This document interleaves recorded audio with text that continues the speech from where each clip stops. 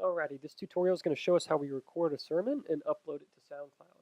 So the first thing you want to do before you open GarageBand is make sure that the Mac Mini and the soundboard are speaking to one another. So you're going to want to use the silver USB cable that we keep in the soundboard.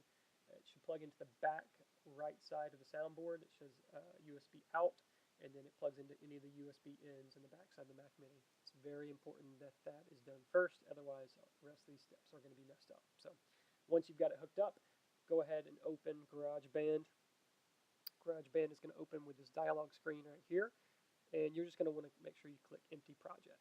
Once you click Empty Project, down here at your input and output devices, that should at this point read MGXU, which is our soundboard. So that's why you want to go ahead and make sure that's hooked up first. Otherwise, they might not even read there. If they're not showing there, go ahead and click on drop-down box.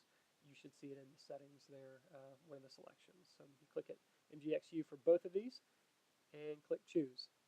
So GarageBand is going to open up. There will be one more dialog screen right here, just asking what type of track it is. Make sure you click an audio track.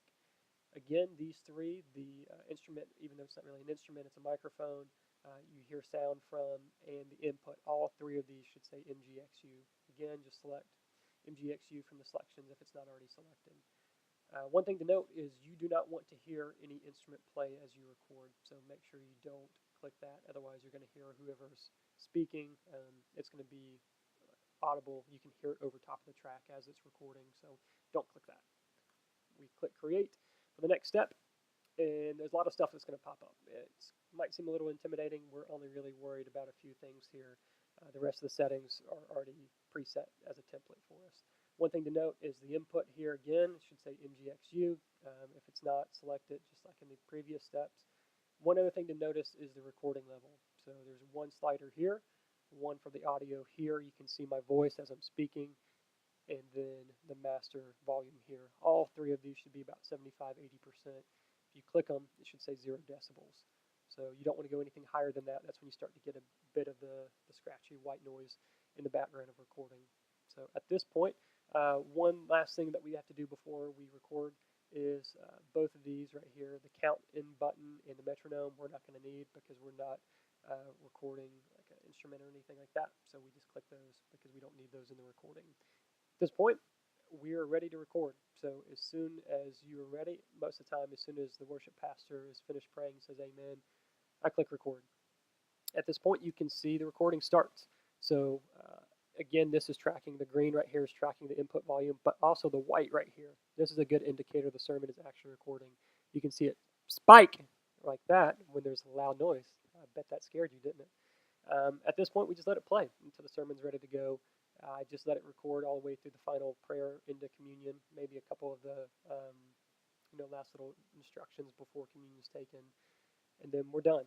So as soon as you're ready to finish recording the sermon, you hit stop, and the sermon stops.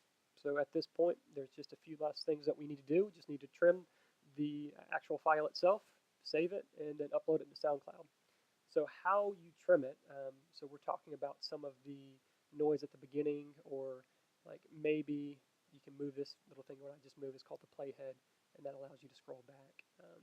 But maybe this little bit of the sermon on the left side here was just quiet before whoever was speaking actually got to the stage or first started talking. So if you want to get rid of that, all you go to is Edit and Split Regions at Playhead.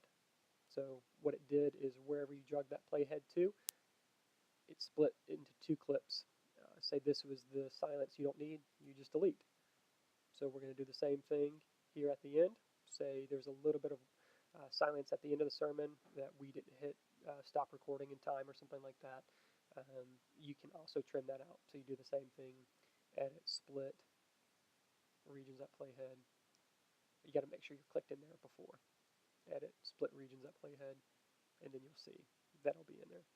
So you can delete that. At this point, we're ready to save the sermon and then upload it to SoundCloud. So you just go File, Save As. You're going to want to save it to Sermons. It should pop up under Recent Places. If it doesn't, just go ahead and save it to the desktop, and we can go ahead and move it over. But Sermons should be on there. So you click Sermons, and you just name it whatever sermon series we're in and a title for it, whatever the message title really would be. So in our case here recently, we've been in Luke, so we would call it Luke, and you can do a dash or a colon, whatever you really like to do, and just the name. So just say it was about the greatest servant Jesus. At that point, we click save, and you can see that this track has been saved. Last thing we do is upload to SoundCloud, and we are good to go. Really cool thing about GarageBand, it has SoundCloud upload built right into it. So you click share, song to SoundCloud. You can see whatever you named it will go ahead and be right there. Just click bounce. It should already be pre-selected for you, but if it's not, go ahead and select that.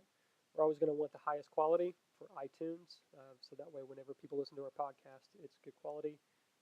Always want to make sure it's public so everyone can see it.